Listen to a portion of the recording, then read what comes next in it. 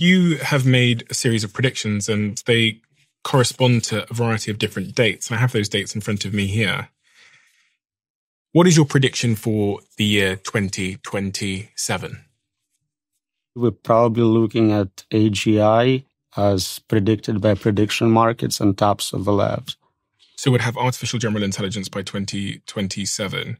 And how would that make the world different to how it is now? So if you have this concept of a drop-in employee, you have free labor, physical and cognitive, trillions of dollars of it. It makes no sense to hire humans for most jobs. If I can just get, a $20 subscription or a free model to do what an employee does, first, anything on a computer will be automated. And next, I think humanoid robots are maybe 5 years behind. So in 5 years, all the physical labor can also be automated. So we're looking at a world where we have levels of unemployment we've never seen before. I'm not talking about 10% unemployment, which is scary, but 99%. All you have left is jobs where, for whatever reason, you prefer another human would do it for you. But anything else can be fully automated. It doesn't mean it will be automated in practice. A lot of times, technology exists, but it's not deployed. Video phones were invented in the 70s. Nobody had them until iPhones came around. So we may have a lot more time with jobs and with world which looks like this. Mm-hmm. But capability to replace most humans and most occupations will come very quickly. Okay, so let's try and drill down into that and stress test it. So a podcaster like me, would you need a podcaster like me? So let's look at what you do. You prepare, you ask questions, you ask follow-up questions, and you look good on camera. Thank you so much. Let's see what we can do. Large language model today can easily read everything I wrote and have very solid understanding. Better. I assume you haven't read every single one of my books. No. Yeah. That thing would do it. It can train on every podcast you ever did, so it knows exactly your style, the types of questions you ask. It can also find correspondence between what worked really well, like this type of question really increased views, this type of topic was very promising, so you can optimize, I think, better than you can because you don't have the data set. Of course, visual simulation is trivial at this point. So you can make a video within seconds of me sat here and... So we can generate videos of you interviewing anyone on any topic very efficiently, and you just have to get likeness, approval, whatever. Are there many jobs that you think would remain in a world of AGI? If you're saying AGI is potentially going to be here, whether it's deployed or not, by 2027, what kind... And then, okay, so let's take out of this any physical labor jobs for a second. Are there any jobs that you think a human would be able to do better in a world of AGI still? So that's the question I often ask people. In a world with AGI, and I think almost immediately we'll get superintelligence as a side effect. So the question really is, in a world of superintelligence, which is defined as better than all humans in all domains, what can you contribute? And so you know better than anyone what it's like to be you. You know what ice cream tastes to you. Can you get paid for that knowledge? Is someone interested in that? Maybe not a big market. There are jobs where you want a human. Maybe you're rich and you want a human accountant for whatever historic reasons. Old people like traditional ways of doing things. Warren Buffett would not switch to AI. He would use his human accountant. But it's a tiny subset of a market. Today, we have products which are man-made in US as opposed to mass-produced in China. And some people pay more to have those. But it's a small subset. It's almost a fetish. There is no practical reason for it. And I think anything you can do on a computer could be automated using that technology. You must hear a lot of rebuttals to when you say it, because people experience a huge amount of mental discomfort when they hear that their job, their career, the thing they got a degree in, the thing they invested $100,000 into is going to be taken away from them. So their natural reaction, for some people, is that cognitive dissonance that, no, you're wrong. AI can't be creative. It's not this. It's not that. It'll never be interested in my job. I'll be fine because You hear these arguments all the time, right? It's really funny. I ask people in different occupations. I'll ask my Uber driver, are you worried about self-driving cars? And they go, no. No one can do what I do. I know the streets of New York. I can navigate like no AI. I'm safe. And it's true for any job. Professors are saying this to me. Oh, nobody can lecture like I do. Like, this is so special. But you understand it's ridiculous. We already have self-driving cars replacing drivers. That is not even a question if it's possible. It's like, how soon before you're fired?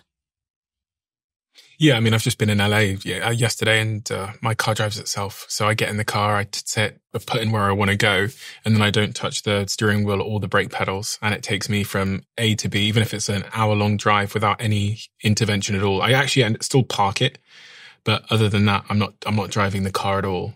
I mean, obviously in LA we also have Waymo now, which means you order it on your phone, and it shows up with no driver in it and takes you to where you want to go. Oh yeah. So it's quite clear to see how that is potentially a matter of time. For those people, because we do have some of those people listening to this conversation right now, that their occupation is driving, to offer them and I think driving is the biggest occupation in the world, if I'm correct. I'm pretty sure it is the biggest occupation in the world. Would be one of the top ones, yeah. What would you say to those people? What should they be doing with their lives? Should they be retraining in something, or what time frame? So that's the paradigm shift here. Before, we always said this job is going to be automated, retrained to do this other job. But if I'm telling you that all jobs will be automated, then there is no plan B. You cannot retrain. Look at computer science. 2 years ago, we told people, learn to code. You are an artist, you cannot make money, learn to code. Then we realized, AI kind of knows how to code and getting better. Become a prompt engineer. You can engineer prompts for AIs. It's going to be a great job. Get a 4-year degree in it. But then we're like, AI is way better at designing prompts for other AIs than any human. So that's gone. So I can't really tell you right now the hottest thing is design AI agents for practical applications. I guarantee you in a year or two, it's going to be gone just as well. So I don't think there is this occupation needs to learn to do this instead. I think it's more like we as a humanity, then we all lose our jobs. What do we do? What do we do financially? Who's paying for us? And what do we do in terms of meaning? What do I do with my extra 60, 80 hours a week? You've thought around this corner, haven't you? A little bit. What is around that corner, in your view? So the economic part seems easy. If you create a lot of free labor, you have a lot of free wealth, abundance, things which are right now not very affordable become dirt cheap, and so you can provide for everyone basic needs. Some people say you can provide beyond basic needs. You can provide very good existence for everyone. The hard problem is, what do you do with all that free time? For a lot of people, their jobs are what gives them meaning in their life, so they would be kind of lost. We see it with people who retire or do early retirement. And for so many people who hate their jobs, they'll be very happy not working. But now you have people who are chilling all day. What happens to society? How does that impact crime rate, pregnancy rate, all sorts of issues? Nobody thinks about. Governments don't have programs prepared to deal with 99% unemployment. What do you think that world looks like? Again, I think what are you going to be doing? Very important part to understand here is the unpredictability of it. We cannot predict what a smarter than us system will do. And the point when we get to that is often called singularity. By analogy with physical singularity, you cannot see beyond the event horizon. I can tell you what I think might happen, but that's my prediction. It is not what actually is going to happen because I just don't have cognitive ability to predict a much smarter agent impacting this world. Then you read science fiction. There is never a superintelligence in it actually doing anything because nobody can write believable science fiction at that level. They either banned AI, like Dune, because this way you can avoid writing about it, or it's like Star Wars. You have this really dumb bots, but nothing superintelligent ever. Because by definition, you cannot predict at that level. Because by definition of it being superintelligent, it will make its own mind up. By definition, if it was something you could predict, you would be operating at the same level of intelligence, violating our assumption that it is smarter than you. If I'm playing chess with superintelligence and I can predict every move, I'm playing at that level. It's kind of like my French bulldog trying to predict exactly what I'm thinking and what I'm going to do. That's a good cognitive gap. And it's not just he can predict you going to work, you coming back, but he cannot understand why you're doing a podcast. That is something completely outside of his model of the world. Yeah, he doesn't even know that I go to work. He just sees that I leave the house and doesn't know where I go. Buy food for him. What's the most persuasive argument against your own perspective here? That we will not have unemployment due to advanced technology? That there won't be this French bulldog human gap in understanding and, I guess, like power and control. So some people think that we can enhance human minds either through combination with hardware, so something like Neuralink, or through genetic reengineering to where we make smarter humans. Yeah. It may give us a little more intelligence. I don't think we're still competitive in biological form with silicon form. Silicon substrate is much more capable for intelligence. It's faster, it's more resilient, more energy efficient in many ways. Which is what computers are made out of versus the brain. Yeah. So I don't think we can keep up just with improving our biology. Some people think maybe, and this is very speculative, we can upload our minds into computers. So scan your brain, connect comb of your brain, and have a simulation running on a computer. And you can speed it up, give it more capabilities.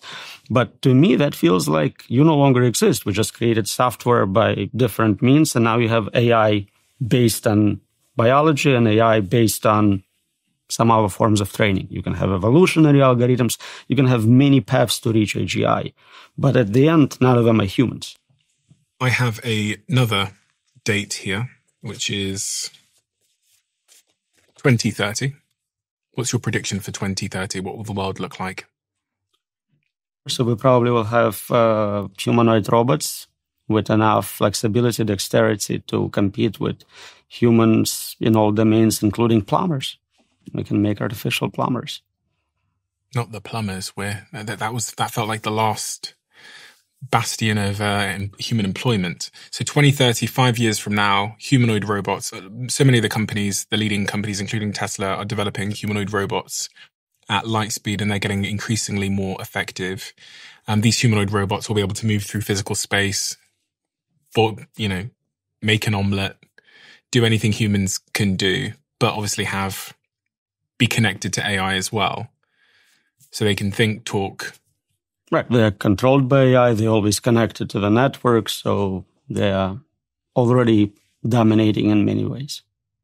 Our world will look remarkably different when humanoid robots are functional and effective. Because that's really when, I start thinking, like the combination of intelligence and physical ability is really doesn't leave much, does it, for us human beings? Not much. So today, if you have intelligence through internet, you can hire humans to do your bidding for you. You can pay them in Bitcoin, so you can have bodies just not directly controlling them. So it's not a huge game changer to add direct control of physical bodies. Intelligence is where it's at. The important component is definitely higher ability to optimize, to solve problems, to find patterns people cannot see. And then by 2045, I guess the world looks even more, which is 20 years from now. So if it's still around. Ray Kurzweil predicts that that's the year for the singularity. That's the year where progress becomes so fast. So this AI doing science and engineering work makes improvements so quickly we cannot keep up anymore. That's the definition of singularity, point beyond which we cannot see, understand, predict. See and understand, predict the intelligence itself, or what is happening in the world? The technology is being developed. So right now, if I have an iPhone, I can look forward to a new one coming out next year, and I'll understand it has slightly better camera. Imagine now this process of researching and developing this phone is automated. It happens every 6 months, every 3 months, every month, week, day, hour, minute, second. You cannot keep up with 30 iterations of iPhone in one day. You don't understand what capabilities it has, what proper controls are. It just escapes you. Right now, it's hard for any researcher in AI to keep up with the state of the art. While I was doing this interview with you, a new model came out, and I no longer know what the state of the art is. Every day, as a percentage of total knowledge, I get dumber. I may still know more because I keep reading, but as a percentage of overall knowledge, we're all getting dumber. And then you take it to extreme values, you have zero knowledge, zero understanding of the world around you. Some of the arguments against this eventuality are that when you look at other technologies like the Industrial Revolution, people just found new ways to work, and new careers that we could never have imagined at the time were created. How do you respond to that in a world of superintelligence? It's a paradigm shift. We always had tools, new tools, which allowed some job to be done more efficiently. So instead of having 10 workers, you could have 2 workers, and 8 workers had to find a new job. And there was another job. Now you can supervise those workers or do something cool. If you're creating a meta invention, you're inventing intelligence, you're inventing a worker, an agent, then you can apply that agent to the new job. There is not a job which cannot be automated. That never happened before. All the inventions we previously had were kind of a tool for doing something. So we invented fire, huge game changer. But that's it. It stops with fire. We invent a wheel, same idea, huge implications, but wheel itself is not an inventor. Here we're inventing a replacement for human mind, a new inventor capable of doing new inventions. It's the last invention we ever have to make. At that point, it takes over. And the process of doing science, research, even ethics research, morals, all that is automated at that point. Do you sleep well at night? Really well. Even though you spent the last, 15, 20 years of your life working on AI safety, and it's suddenly among us in a way that I don't think anyone could have predicted 5 years ago. When I say among us, I really mean that the amount of funding and talent that is now focused on reaching superintelligence faster has made it feel more inevitable and more soon than any of us could have possibly imagined. We as humans have this built-in bias about not thinking about really bad outcomes and things we cannot prevent. So all of us are dying.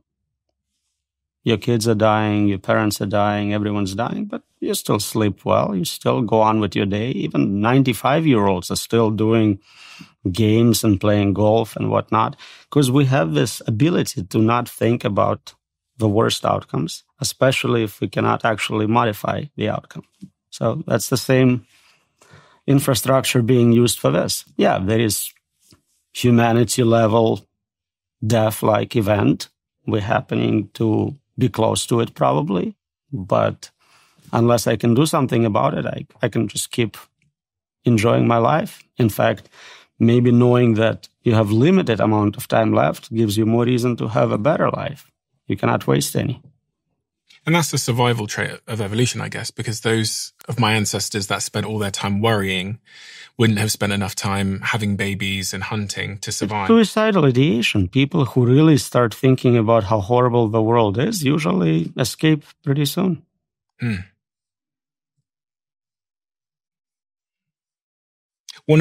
co-authored this paper analyzing the key arguments people make against the importance of AI safety.